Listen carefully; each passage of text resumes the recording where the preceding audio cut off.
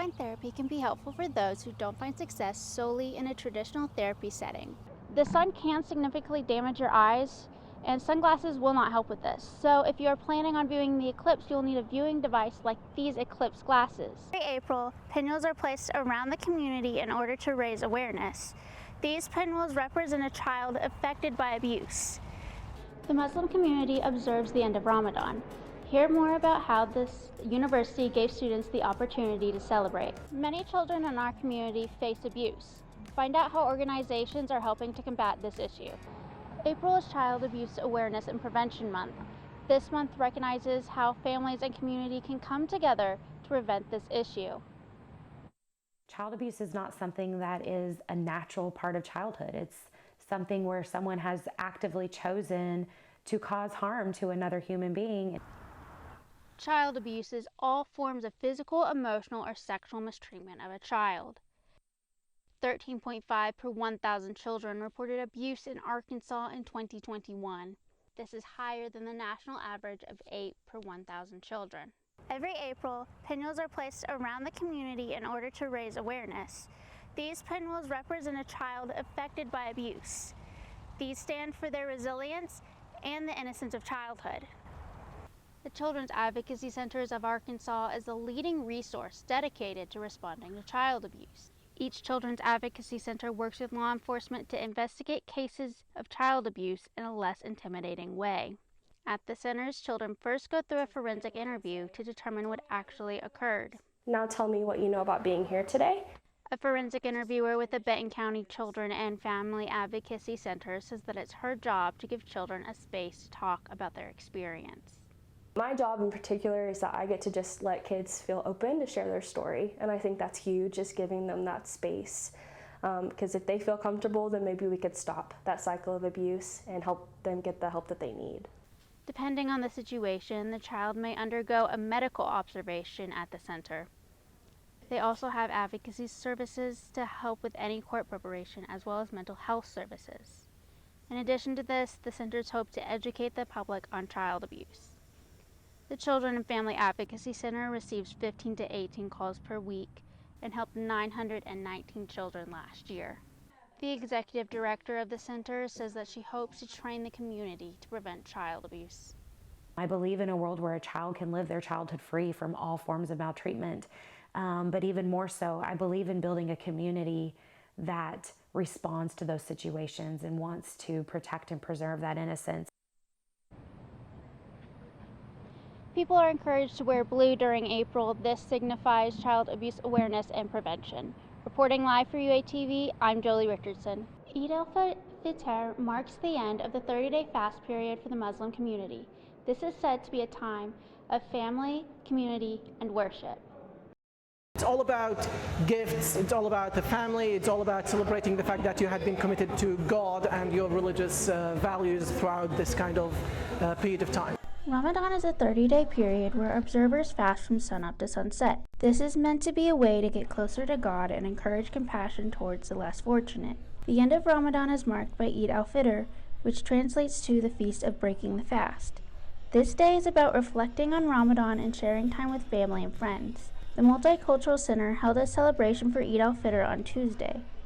A representative for this event says that he hopes this provides a safe space for students while they are away from their families. They have a place where they can remember home, and they can all come together without the fear of judgment or fear of being different. Celebrations like this allow students to find community and fellowship when they can't be with their families.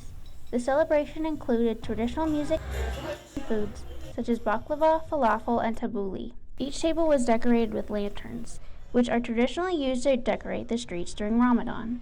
A freshman at the university says that he is grateful that he found community on campus to help him during the past month. And luckily all my friends supported me throughout with this, and they've been very patient with me ever since.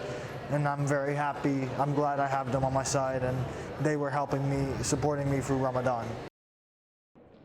Islam goes by a lunar calendar. This means that the end of Ramadan is marked by the appearance of the new crescent moon. Eid al-Fitr was predicted to begin on Tuesday, but because of Monday's eclipse, it actually began on Wednesday and will run through tomorrow.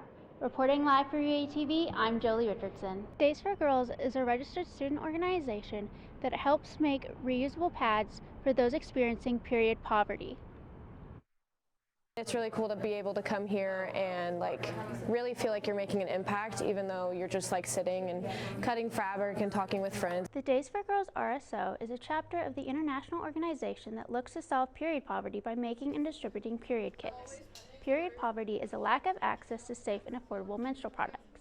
Founder and president of the university's chapter, Mufazila Tabassum, says that the issue negatively impacts people's lives. Period poverty can affect people's ability to participate in the workplace or education, and so it's something that we should really talk about more. Even though it is a private issue, does not mean that we shouldn't be addressing it.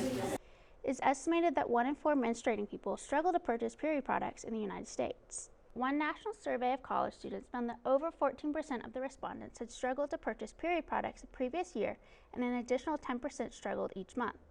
Period poverty also affects mental health. It has been linked to increased depression and anxiety. Days for Girls hopes to alleviate these issues by providing period kits that include reusable menstrual pads and liners, washcloths, soap, underwear, and care instructions. The kits are designed to last for 3 years. At each Days for Girls meeting, volunteers tear and size the fabric, then trace the sewing pattern for the menstrual pads so that they can be sewed in Rogers. The kits are then distributed both globally and locally. Days for Girls volunteer Allison McGovern says that by participating in events like these, she hopes to end the shame around periods. There's just a lot of, I think, misinformation around periods, and that it's something that women should be ashamed of, and that's just so far from the truth. Days for Girls members say that in addition to kits, they provide information on periods in order to break the stigma surrounding them. Reporting live for UATV, I'm Jolea Richardson. The Multicultural Center's open closet provides opportunities for students to try on various styles of clothing they might not have tried before. The open closet was established after the Transition Closet of Fayetteville came to campus and gave out more clothes than they had before. This signals a need for gender-affirming clothing on campus. In addition to clothing, the closet also provides makeup, shoes, accessories, toiletries, and menstrual products. A representative for the closet says that they give students the opportunity to have clothes that they feel confident in. All types of clothing, all genders of clothing, and we welcome people to shop for free because we want people to have clothes that make them feel comfortable. The closet gives students from all walks of life the opportunity to try on new clothes, from those facing financial hardships, international students needing a new coat, or those just looking to try a new style. Now, this part of the floor will be going under renovation after spring break, but don't worry, the Multicultural Center's open closet will still remain in operation. They will have various pop-up locations all over campus, as well as a scaled-down version at the Multicultural Center's new offices on Garland. Reporting live for UATV, I'm Jolea Richardson.